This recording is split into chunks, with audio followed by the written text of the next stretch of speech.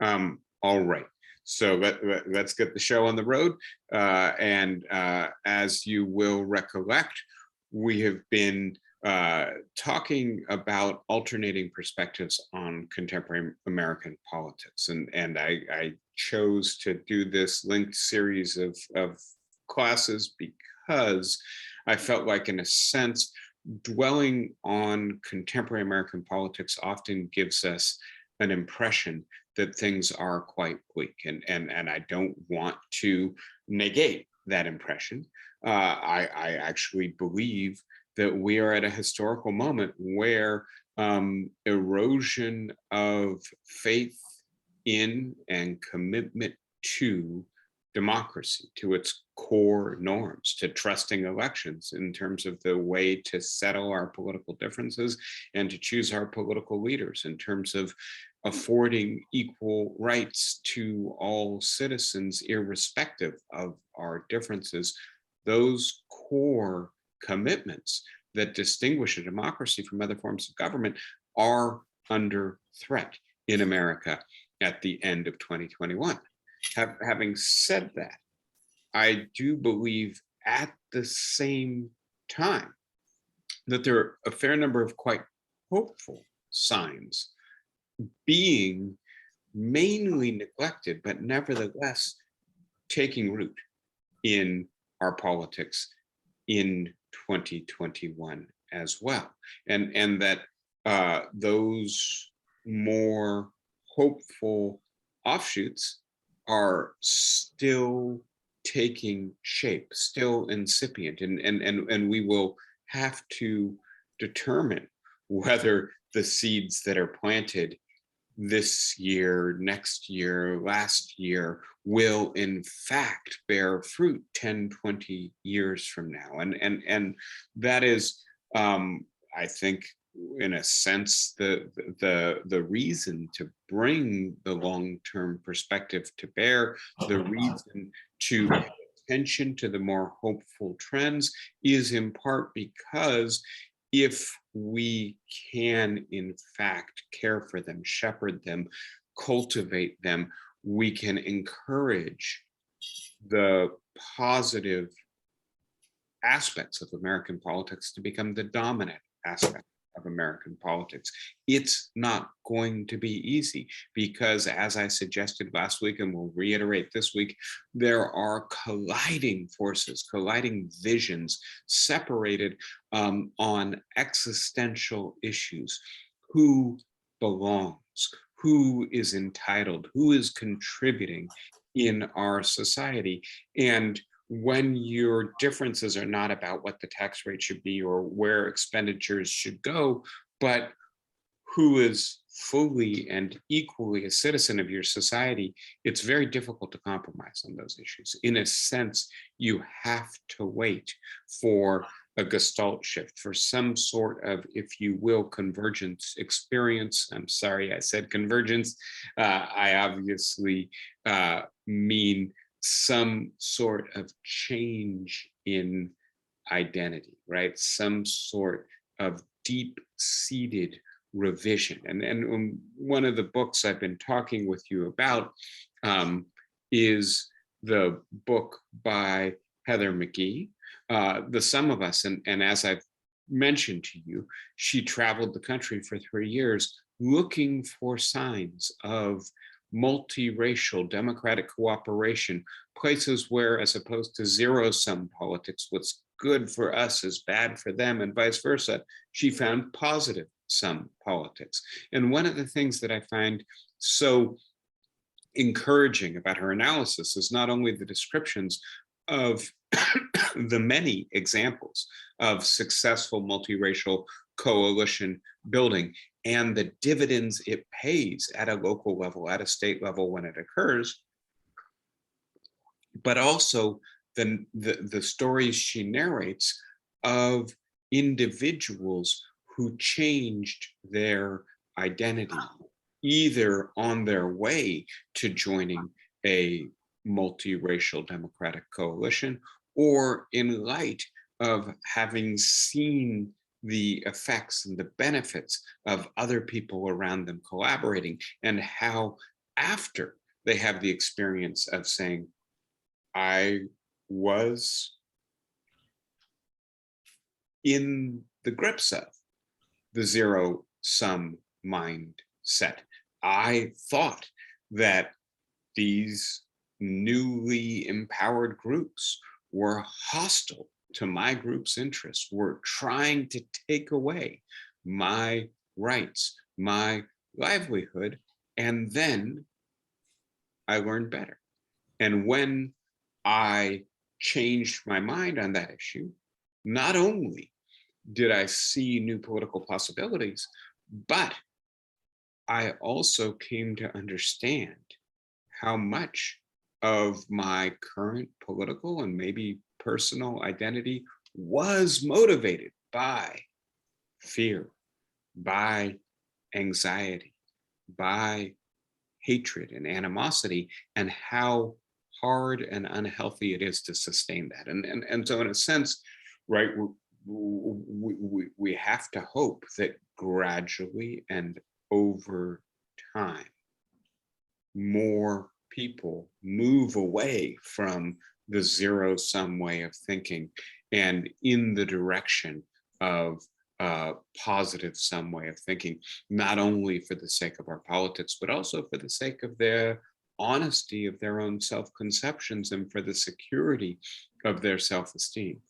Having said all of that, I do want to summarize what we have taken away from Heather McGhee, but I do want to finally get to Robert Putnam's work. So bear with me. I will move quickly through a summary of some of the central themes, but by all means, please, whenever you have a question, just ask it. You don't have to wait till the end, okay? Hold down that space bar and that will unmute you if you're muted. The collision in American politics in the second, I guess we're really at the beginning of the third decade of the 21st century, is between two deeply incompatible visions of politics. And one of them is the vision of maintaining white majority power, the nostalgic vision that says essentially we were better off 50, 60, 70 years ago. And 50, 60, 70 years ago, what was different? Well, among the things that was different is that we had a clear white racial majority, an essentially all white power structure. Maybe to make things better again, we need to return to that kind of power structure, or to keep things from getting worse, more realistically, we need to resist the ongoing diversification of America and to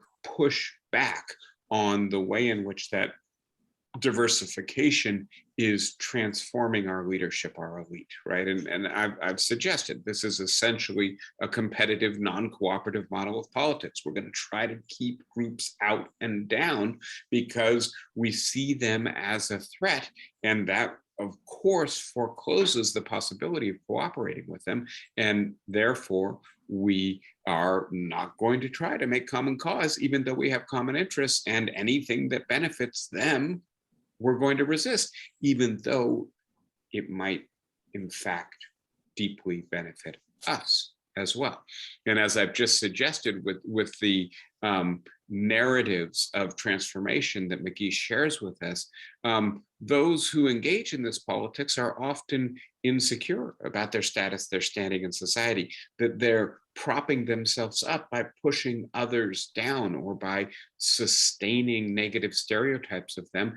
And that in 21st century America, it's rather hard to maintain those negative stereotypes and to premise your own sense of self-worth on ideas that you have a nagging suspicion may not actually be true. And so there are benefits not only in terms of the kinds of public policy we would have in place if we were able to cooperate across racial, across ethnic, across partisan lines, but also benefits to individuals when they shed their hateful understandings of other groups and instead come to see themselves as united in terms of their humanity as well as their interests. And that leads us then to the politics of multiracial cooperation and the idea that McGee illuminates for us, that when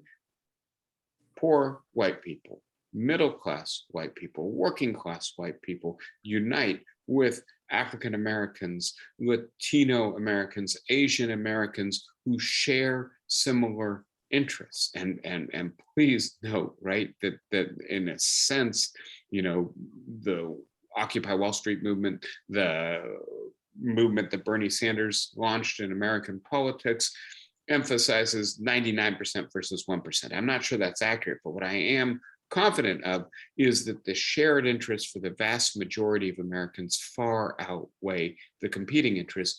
And what we have to do is to recognize that and to begin acting on that basis. And that, McGee provides compelling evidence, is in fact happening in many venues in American politics today, if not very successfully at the national level. And so her effort is, in a sense, to get us to look past our focus on national politics to see that there is, in fact, an alternative kind of politics taking root at different levels and different venues outside of the mass media focus. And again, I don't want to dwell on this. This is review.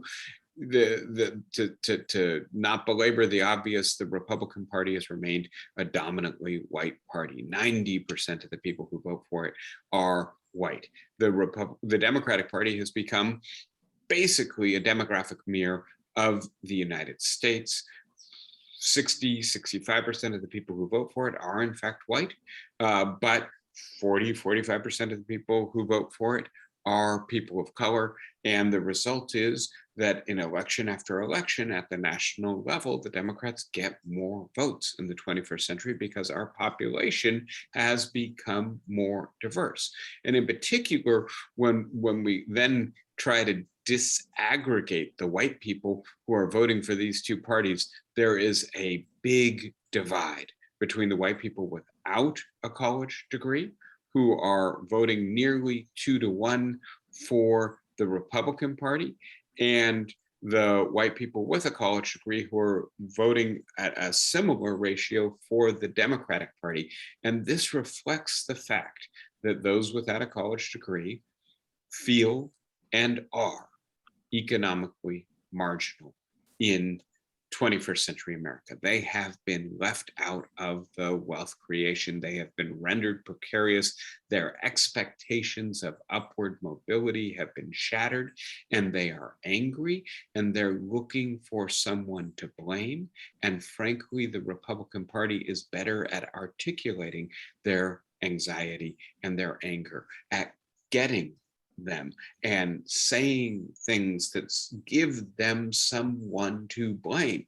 It is the fault of migrants and the Chinese and African Americans and the federal government, who has pursued policies of affirmative action, open borders, and globalization because it benefits them, but not you. And so the Republican Party has found a way to articulate the interests and the emotions of white Americans without a four-year college degree, despite the fact, in ways that I will show you, that the policies they pursue are clearly not actually in their interests. And this is the kind of alchemy of populism, converting anxiety into anger, and thereby, in a sense, giving people an outlet. And one of the questions is, would you rather have policies that, imperfectly and imperfectly and to limited degrees do things to better your situation?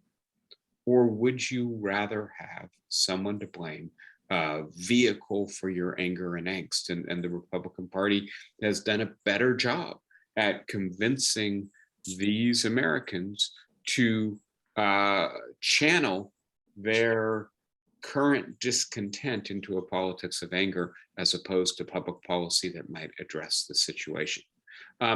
The underlying explanation for all of this, and here I'm going to talk about, right, model one, right, the first model that says let us maintain white majority power, involves believing things like the Great Replacement theory, that the gains for Blacks and Hispanics are losses for whites. Their new rights are going to replace the old rights, the old power, the old opportunity, the old entitlement of white Americans, that there is no positive sum, there is no mutual and reciprocal benefiting, as opposed to a simple trade-off. What's good for them is bad for us. Let's stop them before they get any more and become so powerful that they can do to us what we did to them for most of American history. Further aspect of this is the sense that on the one hand, we don't belong in our own country anymore. Things have changed so much that I feel like a stranger in my own country, right? 41% of Americans agree with that. Half of Americans, according to this survey, and as I've said, it's a good survey, it's large, its methodology is sound, it's still a survey. And so you take this stuff with a grain of salt. Now I'll say a little bit more about maybe translating it, but there's a widespread sense that America is moving in the wrong direction, and many people are uncomfortable with the direction it's moving in. And one way to articulate that is to talk about cultural change. Things have changed so much. America today is in danger of losing its cultural identity, right? 50% of Americans agree with that statement. And then when we drill down, right, it's nearly 60% of Republicans who feel like strangers in their own countries, 80% who feel like we're in danger of losing our cultural identity. And it goes up still further when you look at those who trust Fox News, and up still further when you look at those who trust far-right news. By the way, just to be clear about this, there's a substantial portion of Democrats who agree with these statements as well. And unfortunately, what that means is that there is a ripe territory to be harvested by the politics of Model 1, by the Republican Party effort to say, we need to stop the march toward a multiracial, multicultural America and try to put the brakes on and then reverse things, right? That is, I think, worth noting. The final aspect of this is then the idea that we might have to use violence in order to save our country. And in looking at that, I would point out, right, that we've got a substantial portion of Americans, the figures on this diagram are too high. That's not overall Americans, that's a subset of people among the people who believe we should use force to overturn the 2020 election. 54% believe that the government is run by a secret group of Satan-worshiping pedophiles. It would be funny if it weren't such a large proportion of the American populace who answers this question in the positive. The overall figure here is, I think, about 18%. And again, to translate this a little, I certainly hope that 1 in 5 Americans don't really believe that they're Satan-worshiping pedophiles running the federal government, but they do believe that the people running the federal government are distant and other from them, are alien and don't understand or care about their interests. And that's one way of articulating that.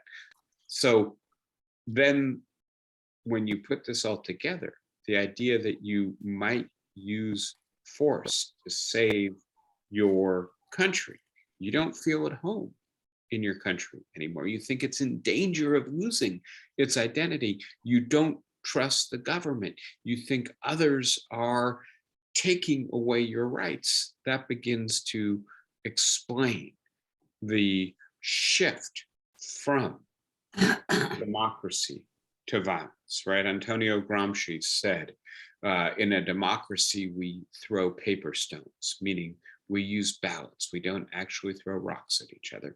And this is an indication that a substantial portion of the population doesn't think that paper stones works anymore.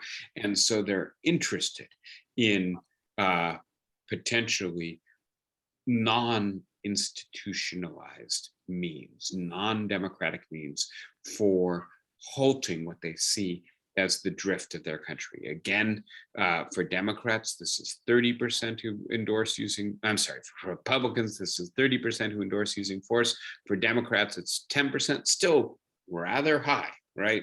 And those who watch Fox News, it's a third. Those who watch alt-right news, it's 40%.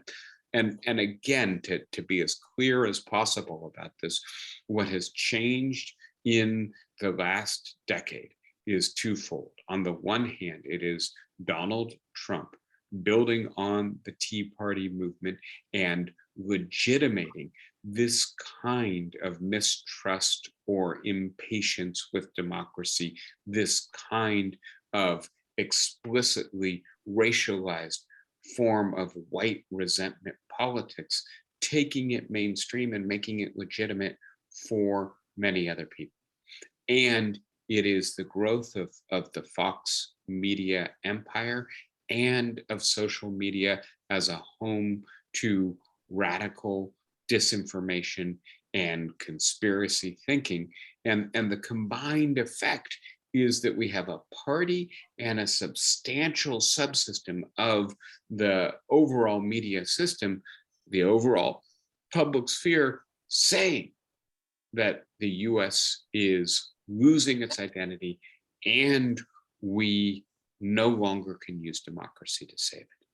So that's then part of what underpins the movement away from faith in democracy on the part of many Republicans. And as you can see, right, we're up to the point where 2/3 of Republicans seem to no longer agree with the basic proposition of the Constitution and a whole string of US Supreme Court decisions that declare voting to be a fundamental right as an aspect of citizenship. This goes back to the post-Civil War constitutional amendments.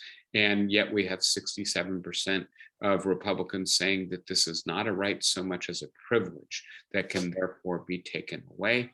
And this then lends itself to a politics in which you try to make it harder for those who you don't believe deserve that privilege to exercise the right to vote effectively. You do that through restricting access to the ballot, making it more difficult to vote, especially in areas where you don't trust or don't grant legitimacy and equality to the voters. You do it by gerrymandering to try to water down or dilute the electoral power of the groups who you don't believe have full standing and belonging in your society.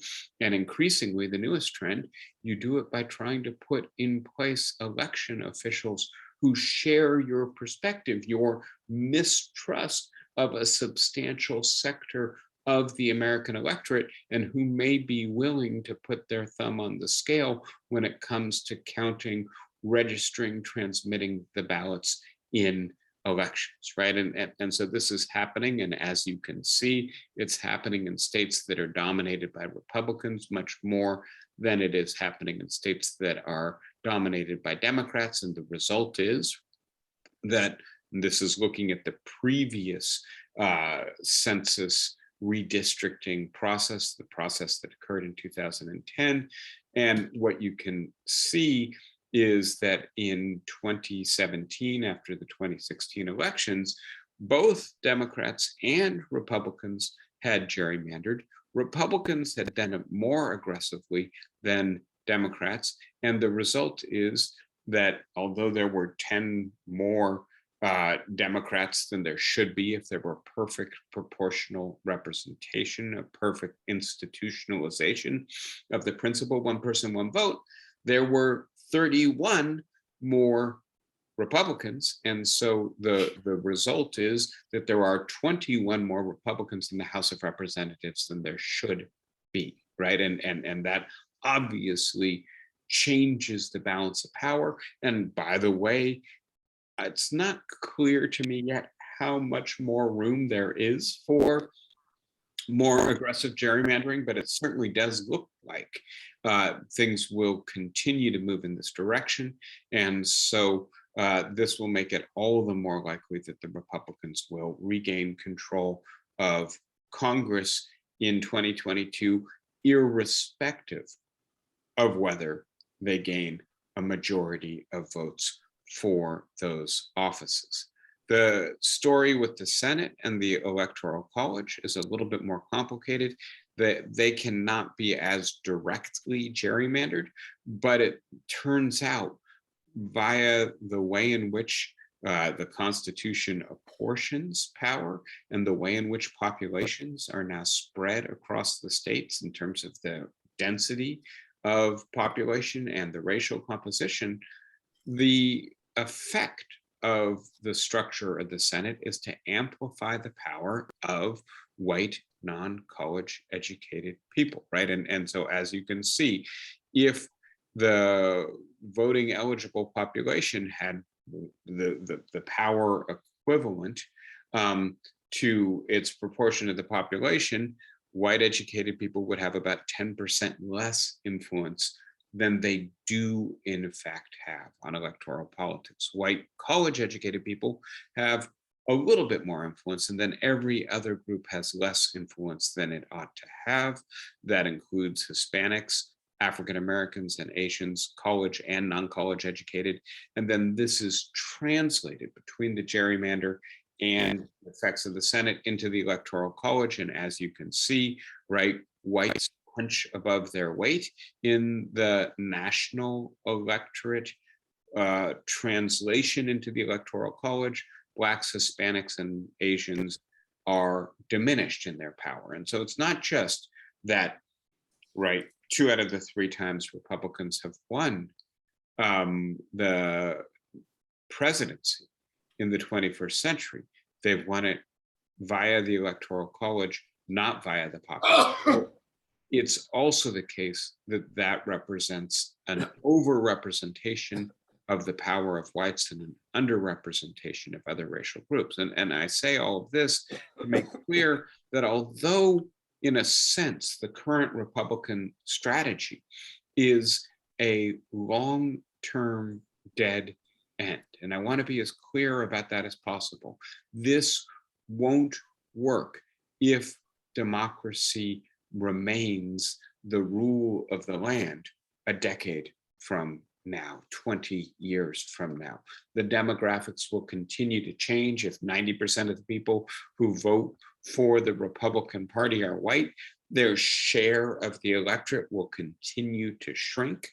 And the result will be that they will eventually have to change their strategy or collapse as a party. And that is part of the long-term hope, but it's also part of the short-term danger, because no party voluntarily surrenders its power or its identity, its very existence. And so the Republican Party right now is engaged in a strategy to try to maintain power, usually with minority support, right? So-called minoritarianism. And they do this through the Electoral College, through the Senate's constitutional gerrymander, providing more power for less populous states or equal power for less populous states, the disproportionate overrepresentation of those in the least populous states. They do it in part because of the natural gerrymander that many Democratic constituents engage in. We move to urban areas. We pack ourselves in. New York City, at least Manhattan, votes 80% Democratic.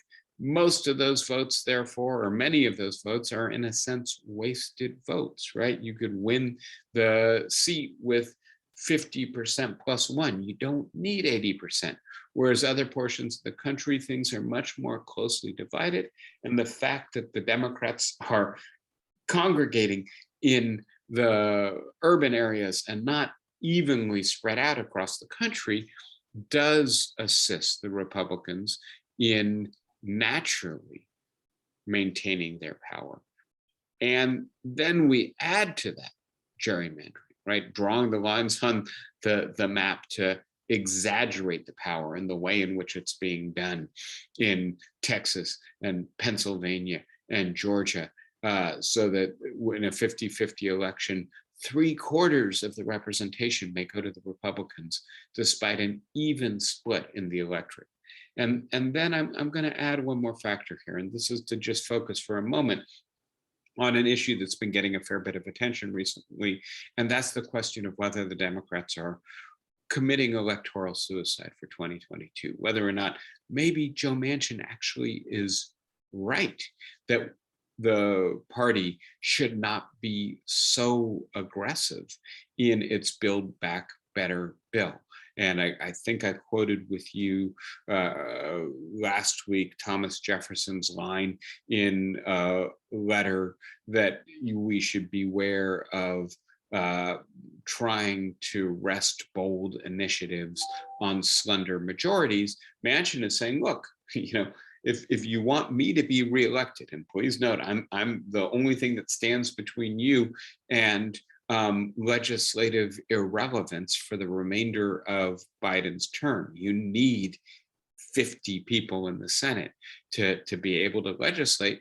You got to scale this back, right? And so, on the other hand, we have the Nancy Pelosi's, we have the Chuck Schumers, we have the Bernie Sanders, the Elizabeth Warrens, the Alexandria Ocasio-Cortezes of the party, and they are taking positions that are aggressive, that are liberal, progressive, and that are alienating for many of the non-college educated voters. And when they do that, I mean, it doesn't mean those positions are going to pass. I think many of them obviously won't. But when they do that, they, in a sense, give a gift to the Republican Party and the right-wing media, because, of course, they can focus on those outliers, right? That's the most extreme progressive wing of the party, not the middle of the party, not representative of the party. But if you shine a spotlight on them, as if Alexandria Ocasio-Cortez and her company in the squad are the only representatives of the Democratic Party, or represent where all Democrats want to go if they get a little bit more power, then you can scare, right, the non-college educated voters. And so, in addition to the effort to skew electoral outcomes, we also have a media system that amplifies the tendencies within the party most likely to alienate the voters they need to win. So, having said all of that, I then want to pivot back and continuing to explore this first model, the model of maintaining white majority power, that it is often injurious to those who are most attracted to it, right? And so this diagram shows you Kentucky, and shows you that exactly as the increase in Kentuckians' reliance on federal social benefits and transfer programs, right? The 2008 recession, fully a quarter of Kentuckians' income, personal income, was coming from federal government transfers. And at exactly that same time, they're becoming more and more conservative. That is to say, voting for Tea Party politicians who will cut the programs that sustain the state's citizens. And we see this at the state level as well, that in the Bible Belt, the people there, and let's be as clear as possible, this is primarily white Republicans, are voting into power very conservative politicians who are very stingy with the provision of federal benefits because the states get to set the level. And so, in a sense, this is self-injurious politics. But it's, as I've tried to say on occasions in the past, I don't think paradoxical, right?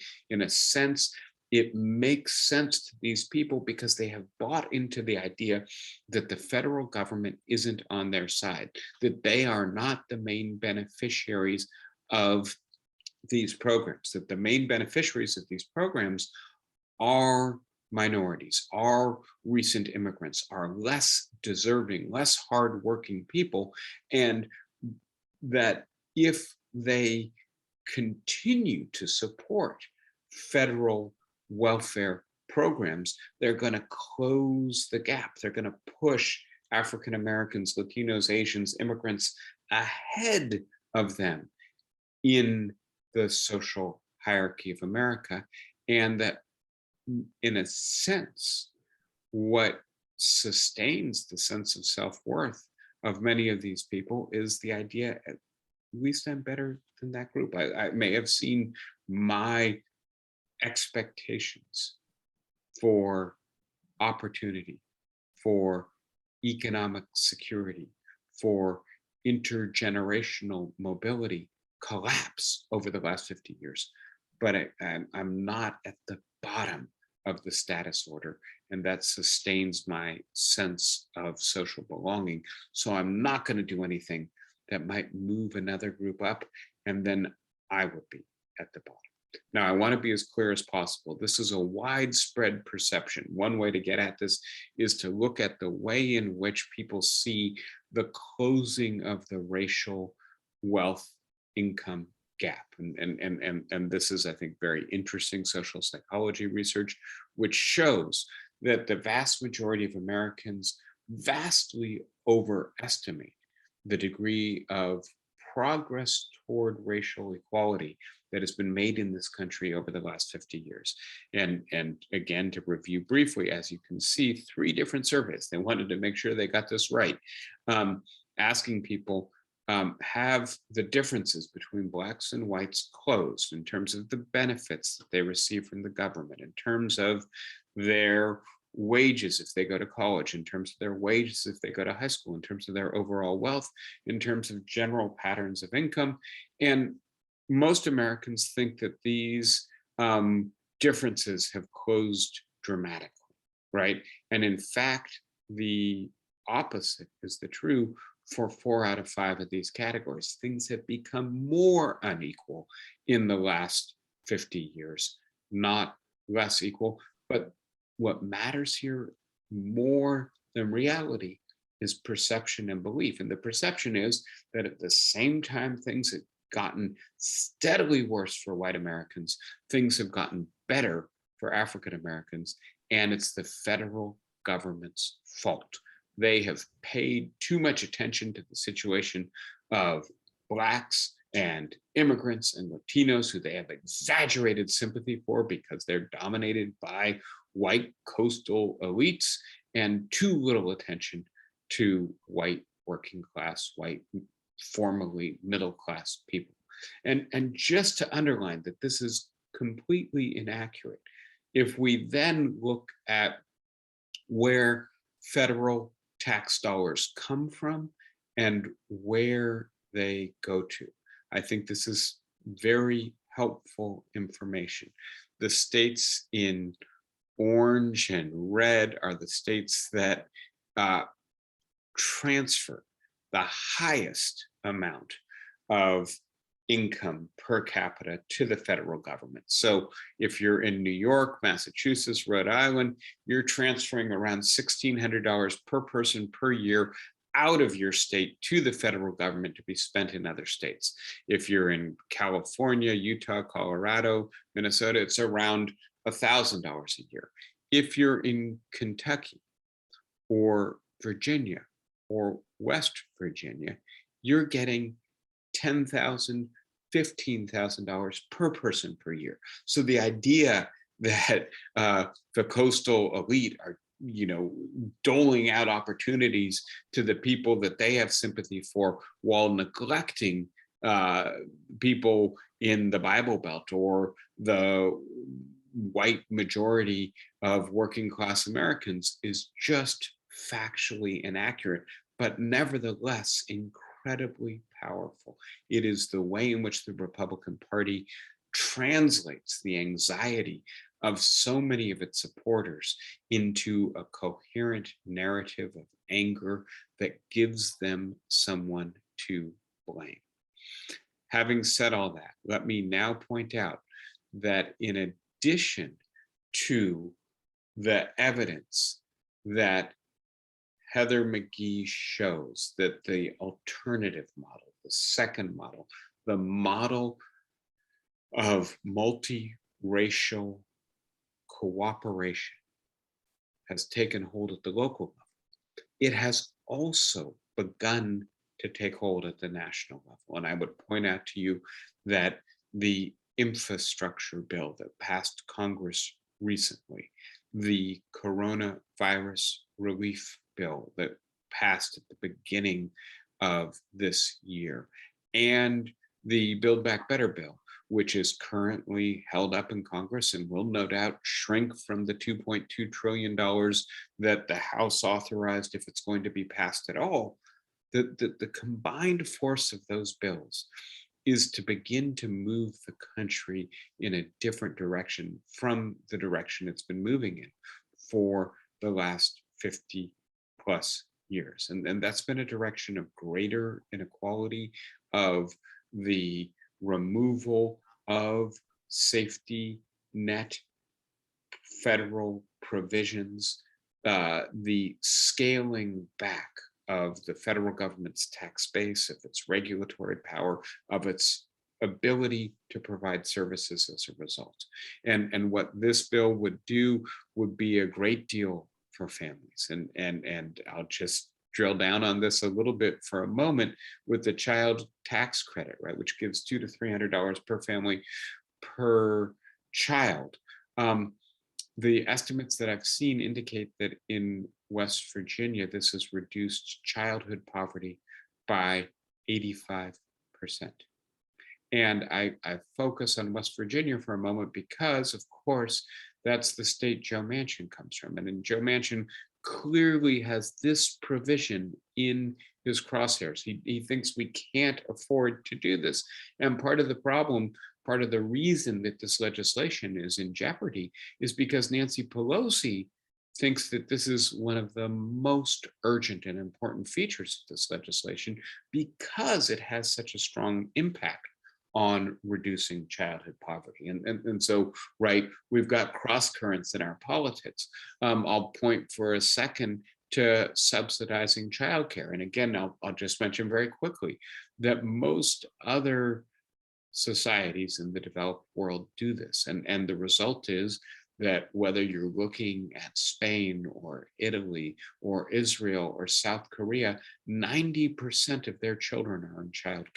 And by the way, the evidence is very clear that socially and cognitively, this is very healthy for the children, but it also increases the ability of women, especially parents in general, to re-enter the labor force and to not suffer such a penalty for having a child as you suffer in the United States. By the way, only 40% of children in the United States attend childcare.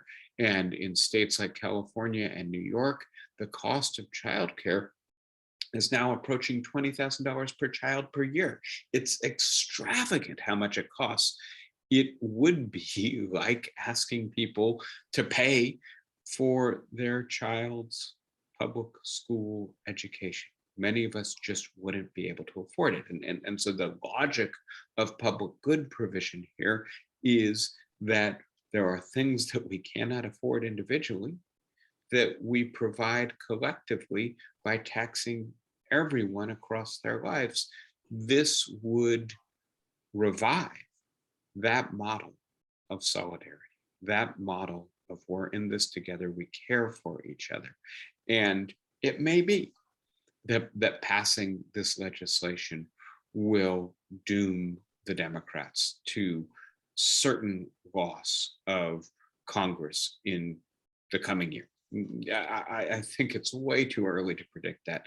And as we are currently in the grips of another wave of the coronavirus, of rampant inflation, and right as the Omicron wave spreads across our society, as economic contraction is certain to accompany it, as well as all kinds of health and psychological costs, we can think things look pretty bleak and that it's quite likely the Democrats will be blamed. A year is a very long time in politics, and so it's hard to know. But even if that does occur, if these programs are passed and put into law, we put the Republicans in the very difficult position of having to repeal programs that are benefiting many people, or else having to let them stay in place. And as they stay in place, they will gain in popularity, and more people will rely on them and support them. And then they revise the implicit social compact of our society in a more solidaristic, more caring direction. And so having said all of that, that now puts me in a place to talk both about why it is that this is a political possibility in the United States for the first time in 50 years, a dramatic expansion of the federal government, a dramatic revision to the social compact, and what this might bode for the future of our politics. And so, in terms of why this is possible, I've shared this with you before, and we do have to put this in context, but the Congress of the United States is more diverse than it has been at any point in American history. And that diversity is essentially exclusively concentrated, or almost exclusively concentrated, on the Democratic side of the aisle. Not surprising given the demographic composition of Republican voters, that there's not much diversity in the Republican caucus. And of course, it's the Democrats who are legislating and passing these bills.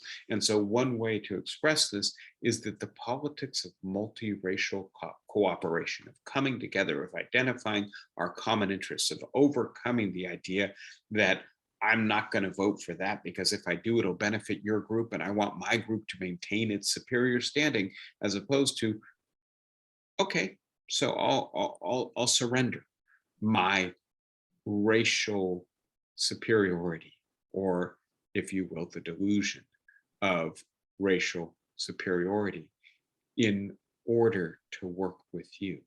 Because that vision of politics is beginning to play out at the national level, we are seeing the advancing of a legislative agenda that frankly hasn't been possible for most of the last 50 years. To pivot now, finally, oh no, I'm not quite there. So let me conclude this portion of the lecture by talking about what the collision of two competing visions of the country, of who belongs, of where we're headed, is doing to our perceptions of each other, right? And so let's start with how people perceive the Democratic Party. Has it been taken over by socialists? Is Bernie Sanders now in charge of the Democratic Party, right? And if you're a Democrat, that doesn't seem to be very plausible. If you're an average voter, that has a fair bit of plausibility. 44% of Americans think that the Democratic Party has been taken over by socialists. If you're a Republican, this is absolutely clear, right? 84% of Republicans agree with that claim. Now let's look at the mirror image opposite. Has the Republican Party been taken over by racists, right? And again, if you're a Republican, it's clear that that's false. If you're the average American, 50-50 split on that question. Again, you put those numbers together, 45% think the Democrats are taken over by socialists, 50% think that the Republicans are taken over by racists.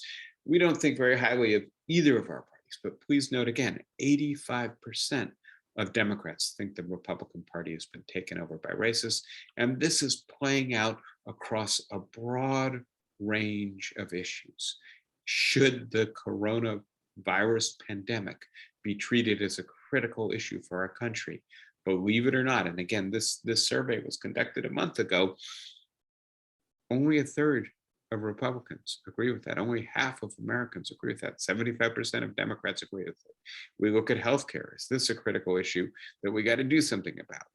Less than a third of Republicans agree with that. Nearly 2/3 of Democrats agree with that. Is climate change a critical issue?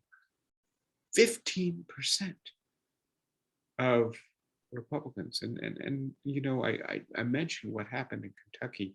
We're going to see more and more people dramatically affected by climate change with each passing year. It's just going to keep getting worse. Will reality budge opinion on this? 70% of Democrats agree with this. We can look at immigration. We can look at growing inequality. We can look at racial inequality, right? We are polarized on so many of these issues, polarized in our opinion of the current president of the United States, polarized in our opinion of the former president, polarized about whether or not the federal government is an institution we can trust. We have really come apart into divergent blocks with fundamentally competing worldviews and identities, and it's shaping our cognition, our perception of the political world in deep ways. Now, let me just conclude today by finally introducing the framework that Robert Putnam uses in his recent magnum opus, The Upswing. And he suggests that in analyzing American history, we need to pay attention to what, one way he puts it, is 4 different columns, right? And look at what's happening in each of those columns across a 125-year period, so that we can not just tell one story of American history, but simultaneously compare multiple stories and then pay attention to the ways in which they've affected each other. And so the 4 columns have to do with the economy, our politics, the broader society as a whole, right? Where and how we come together or come apart, and our culture, the ideas and norms and identities we use to think about who we are, who each other is, and what we expect from or how we understand our society. And he suggests in economics that the fundamental thing to look at is, first of all, the degree of inequality or equality in income and wealth, but also overall economic security, with a special focus on the least well off. And that if we are, in a sense, having an economy that takes care of all members of our society collectively, that's what he calls a we value, right? Then we will have higher levels of economic equality. And if, on the other hand, we are each on our own bottom, just looking after ourselves, fundamentally competing with each other or indifferent to each other, then it's quite likely that we will have a high degree of inequality. In the second column, politics, he thinks that what we need to pay most attention to is the degree to which we respect each other across our partisan divides, that we have comity, right, ability to get along, and therefore we compromise. And that this is true when we look at the political parties and how they legislate, but it's also true when we look at the political culture, when we look at the political media, when we look at everyday attitudes about the other side. And that, again, when we have a we value, we have political cooperation. When we have an I value, we have political competition. Third column has to do with society. And here the suggestion is that there are a whole bunch of organizations beyond work in the economy, beyond political parties and the polity, that potentially bring us together. And so these are voluntary and other intermediary associations. That could be a PTA, that could be an Elks Club, that could be a neighborhood association, it could be a volunteer fire department or a volunteer library, many places, right, where we can come together. There are also religious institutions. And one of the questions is, how many people belong to mainstream churches or synagogues or mosques? Do they regularly attend? In so doing, do they come in touch with people who, though they share their faith, may come from very different social backgrounds from them? Another institution of society is unions. And again, these are groups that bring people together and amplify their power. We're no longer just individuals. We have a capacity for collective action because we have been integrated in an intermediary association. And then the final institution of society that Putnam suggests we should pay attention to is the family itself. And how many people belong to families? How stable are those families? How many children are born to two-parent households, right? And how long do those households last?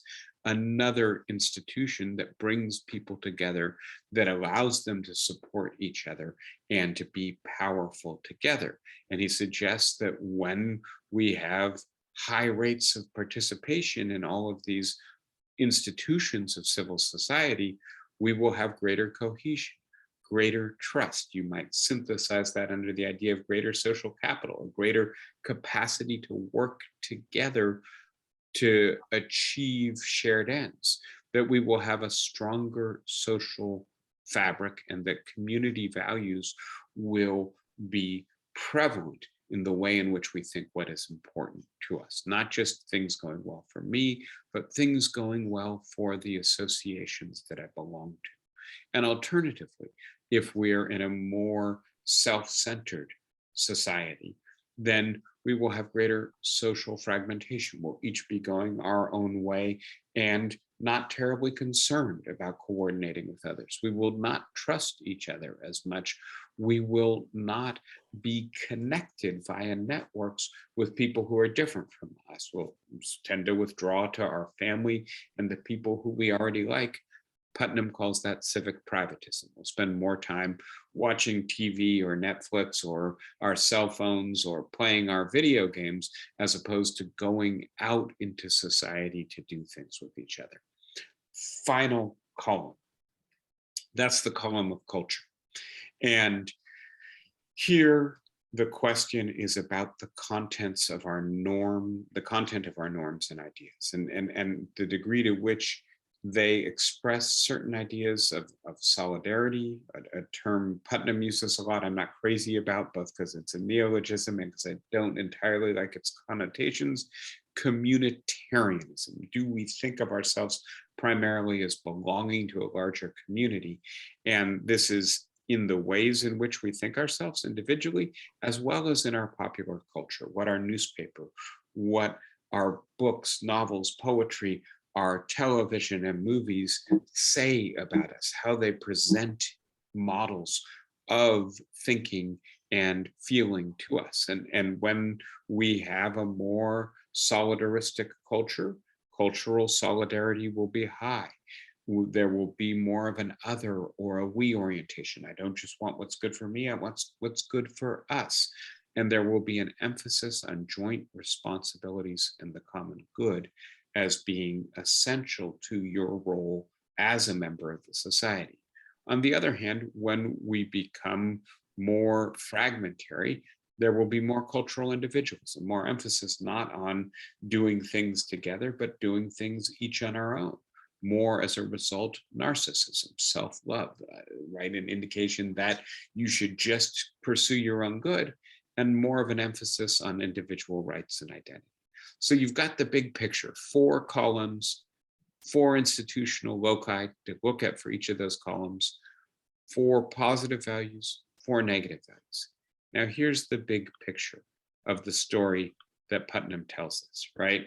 And he suggests we go back to the 1890s and forward to 2020 and compare each of these spheres, economics, politics, society, and culture. And what he finds is that from the 1890s through the middle of the 1960s, we move steadily and progressively upwards in terms of we values, in terms of coming together, being more equal, cooperating more politically, belonging to shared associations, thinking ourselves in terms of our common responsibilities. And then in a dramatic inflection point, in the late 1960s, we started to go down on all of those metrics, all of those values, all of those columns and institutional nexes at the same time, right? And that it is this striking convergence of these four spheres that only shows up when you look at them simultaneously and over the long durée from 1890 to 2020. And this is what Putnam wants to explain to us. And very quickly, his suggestion is that things that were being done by the progressives at the end of the 19th and the beginning of the 20th century eventually led to the rapid increase in we values and the plateau of the middle of the 20th century. And so one of my reasons for bringing the books together, Putnam and McGee's, is to ask you and to suggest to you that what perhaps is happening in Congress right now, and what McGee shows us is happening in many localities across the United States, even if, heaven forbid, this legislation doesn't pass, might we look back at this 20, 30, 40 years from now as another inflection point, as the moment at which we began talking about rebuilding our social fabric, doing things that lead to greater economic equality, political cooperation, social solidarity, cultural commonality. And that although the next 10 years are undoubtedly going to be very difficult for American politics, there are glimmers of hopes. There's more than a glimmer of hope. There's some evidence that we are already moving in a better direction today. I will leave it there. I would guess you must have thoughts, questions, concerns. Who wants Yes, I would like to speak first. Flossie, go right ahead. You I haven't heard from you for a couple weeks. Go ahead. Asking us to take the booster shot, and I want to go back to that because at the beginning of the pandemic, when I saw how many of our minorities were dying, the thing that occurred to me was this was genocide. It wasn't consciously done. It was as if the virus was serving some purpose. And I thought, who would be happy that this was happening? It would have to be Donald Trump. And what I have discovered by listening to Rachel is that his herd theory and his antagonism and his absolute determination to make the job of those who would keep the pandemic down impossible really was what he had in mind. So this, when somebody spoke about the herd theory, working toward the advantage of the people who wanted to keep the country white, it made sense to one group of people. They didn't articulate it as much as Trump did. So more than ever, everybody needs that booster shot, and more than ever, our Latino population, our Black population should be the last to fight it. Yeah, and so Flossie, let me say two things very quickly.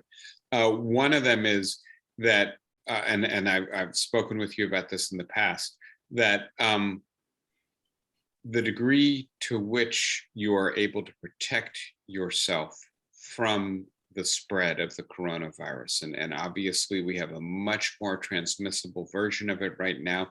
And so yeah, it may literally be an order of magnitude more transmissible than previous variants. It's going to spread very quickly. It's already spreading very quickly in Britain and South Africa. It's probably already spreading very quickly in the United States as well. The people who are most vulnerable to it are the people who are least able to withdraw from their jobs. And please note, this is coinciding with the holiday season. And among other things, that means many people are traveling, but even more importantly, many people are ordering presents, right? And buying meals for festive holiday celebrations and then coming together. And who delivers those presents? Who brings the food to the market and then makes it available to you, right? Those tend to be the people at the bottom of the income scale, and their livelihood, their ability to make ends meet depends on their having that work. And that means putting themselves in harm's way, frankly, so that the rest of us can Yes. have what we want or what we need, especially in the holiday season. So that's the first thing. And then in terms of thinking about the politicization of the pandemic, and this is, I think, the story that eventually will occupy historians in coming years.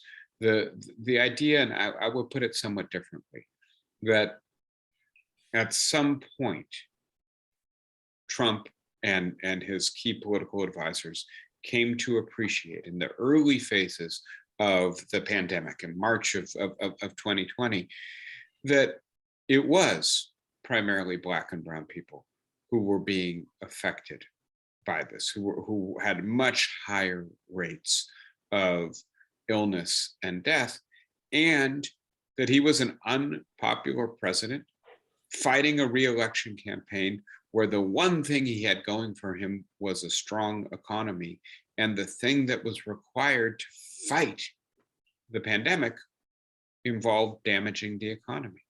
And because it didn't seem to be damaging his constituents, he decided not to do it in order to bolster his chances of re-election.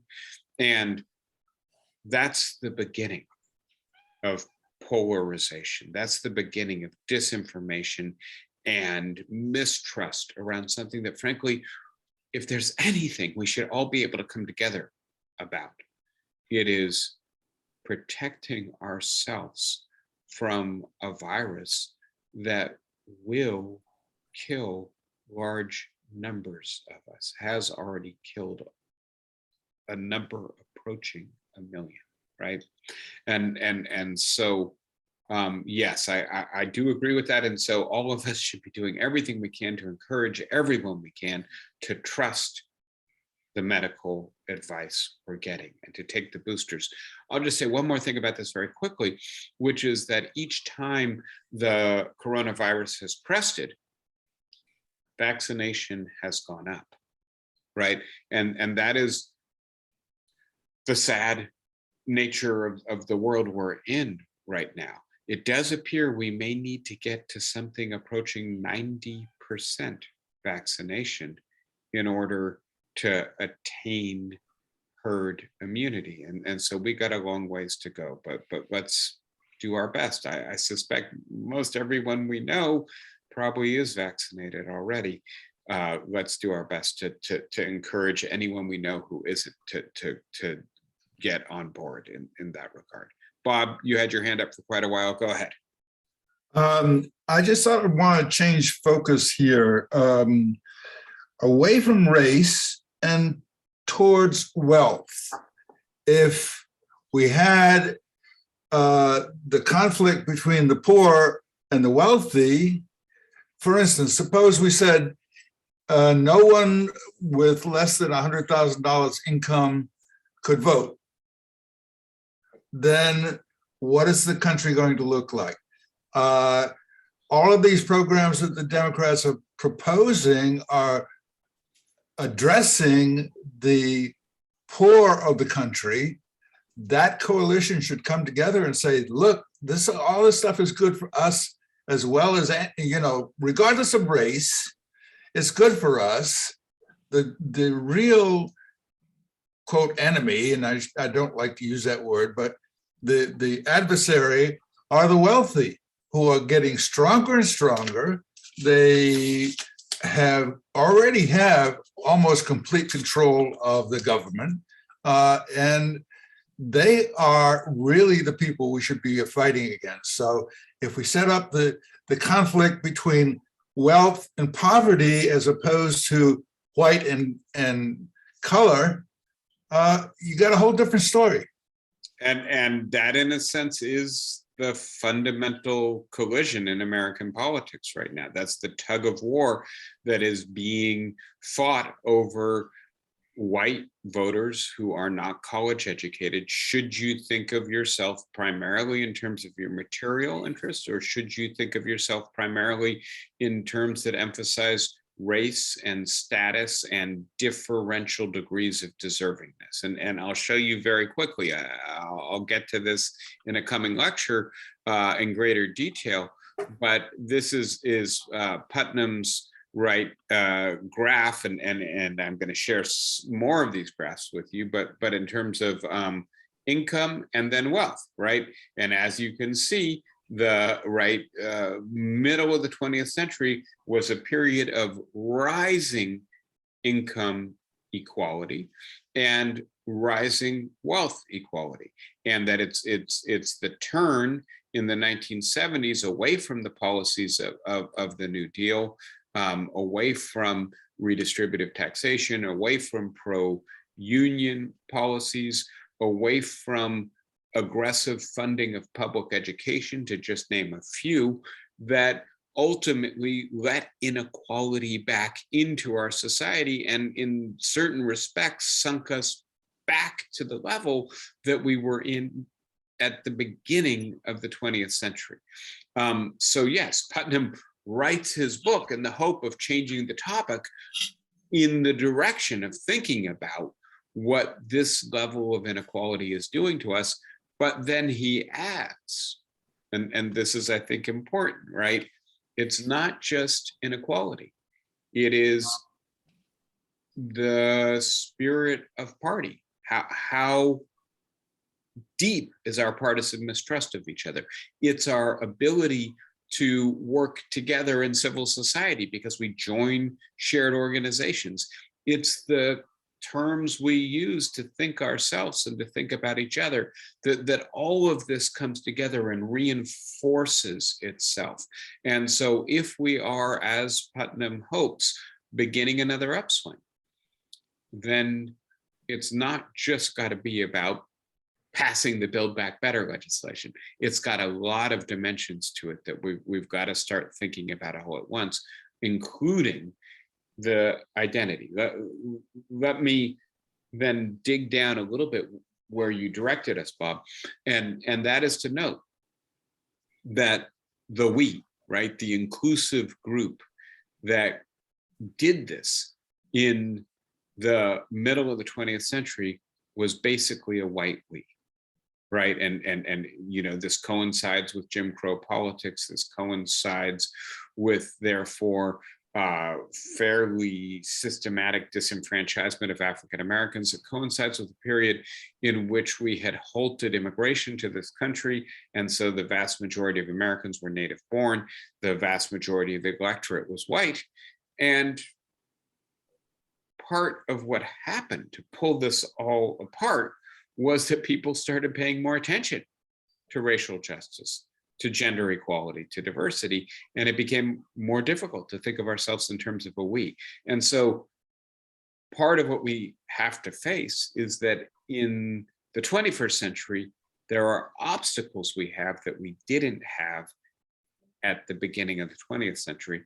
That is the ability of those who oppose this. And you are absolutely right that the Tea Party movement, the Trump movement, and the Republican parties are funded by people who are hyper wealthy and who spend billions of dollars to convince poor working class white people to think in terms of race and not in terms of class, to think in terms of status and not in terms of material interests, that in addressing that, there's a more powerful force of division to be used to break apart a coalition, a multiracial coalition in the 21st century than there was in the 20th century. That's where we go next time we get together. Okay, just one other point. When you were showing the diversity among the parties, the one place that everybody was together in the center was jobs and employment. Everything else was diverse. That one focus was together. Yeah, so and let me see if I can get that slide back for you guys. Here we are. So jobs and employment is one place we come together. Ending the war in Afghanistan is another place we come together. But yes, you are absolutely right. And so to the degree that, for instance, a major investment in childcare allows women or parents to enter or re-enter the workforce earlier and to get more income as a result, there are aspects of this legislation that could help a lot in that regard. Obviously, when the spending on infrastructure starts to occur, if that creates new jobs, that's going to be very important as well. So, I'm sorry to dominate here, but one of the most popular proposals in the Build Back Better is tax the rich. Yep, absolutely right. And look, we'll continue the conversation, not next week. We're taking a break for the holiday, right? But the week after. So I'm going to wish everybody happy holidays. Please take care of yourselves. And I'll look forward to seeing you next year. All right, everybody. Thank you. Good to be with you again. Take care. Bye-bye.